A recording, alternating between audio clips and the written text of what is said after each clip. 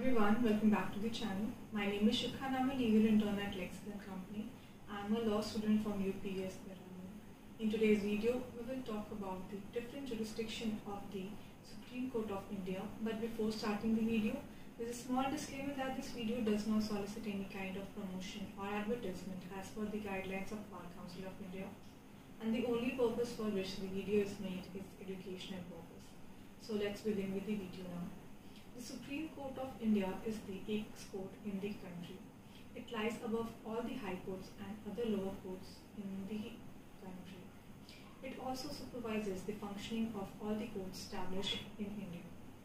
The Supreme Court have namely three kinds of jurisdiction: original jurisdiction, appellate jurisdiction, and the advisory jurisdiction. The original jurisdiction of the Supreme Court of India lies in the matters where there is dispute between Government of India and other states, or where there is dispute between two or more states. Additionally to this, under Article 32 also, it gives extensive jurisdiction to the Supreme Court of India to issue any direction or writs in case there is violation of fundamental right of the citizen of India. The next kind of jurisdiction is the appellate jurisdiction. The Supreme Court of India is the highest court of appeal in the country in the matters related to any civil or criminal matters. So but before reaching the Supreme Court, the certification of High Court is required in the matters of appeal to the Supreme Court. The next kind of jurisdiction is the advisory jurisdiction. Basically, in advisory jurisdiction, the President of India, under Article 143 of the Constitution, seeks any kind of advice from the Supreme Court of India. In many cases, you will find that there is no mention of the other party, and also there is before the mentioning of the case name, there is the word RE mentioned before the case name. So these are the cases in which the advice of Supreme Court is sought by the President. Now we will discuss about the writ jurisdiction of the Supreme Court of India. The Supreme Court, for the enforcement of the fundamental rights of its citizen, can issue different types of writs like the habeas corpus, mandamus, prohibition, certiorari, and the quo warranto. So also under Article 226, similarly to the Supreme Court, High Courts also have power to issue writs.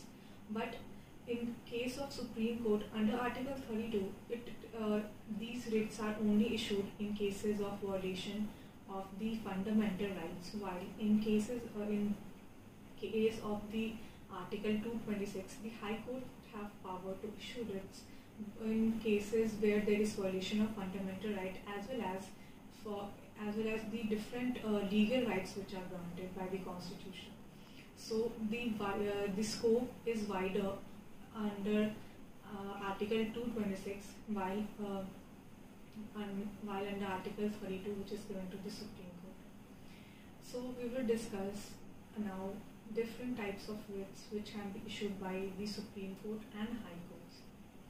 So the first one is the habeas corpus. It's simply in cases of illegal detention, the person can approach to the Supreme Court or High Court, and the High Court or the Supreme Court can order any private individual as well as the public authority to bring that person who is in illegal detention or unlawful detention before the court.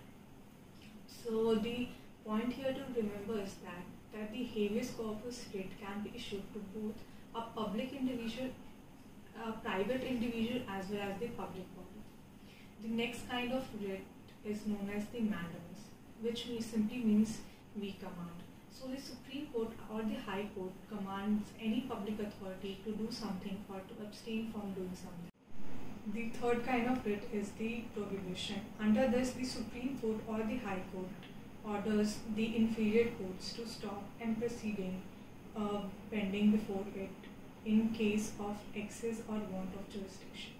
The fourth kind of writ is called the certiorari. Under this, the the High Court or the Supreme Court order lower courts to transmit the documents related to the particular proceeding to the court so that they can judicially examine the legality of the proceeding.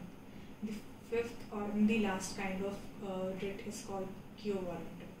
Under this, the High Court or the Supreme Courts ask a certain public officer who is holding a public office to appear before him and to show at what with what authority they hold an office. So these were three kinds of writ which can be issued by either Supreme Court under Article 32 of the Constitution and the High Court under Article 226 of the Constitution. So that's it for today's video. I will make part 2 of this video in which I will discuss in detail about these 5 kinds of writ which can be issued by the Supreme Court and the High Court. So please do watch the video. Thank you so much. If you have any feedback or if you have any doubt, please write it down in the comment section below. Thank you so much.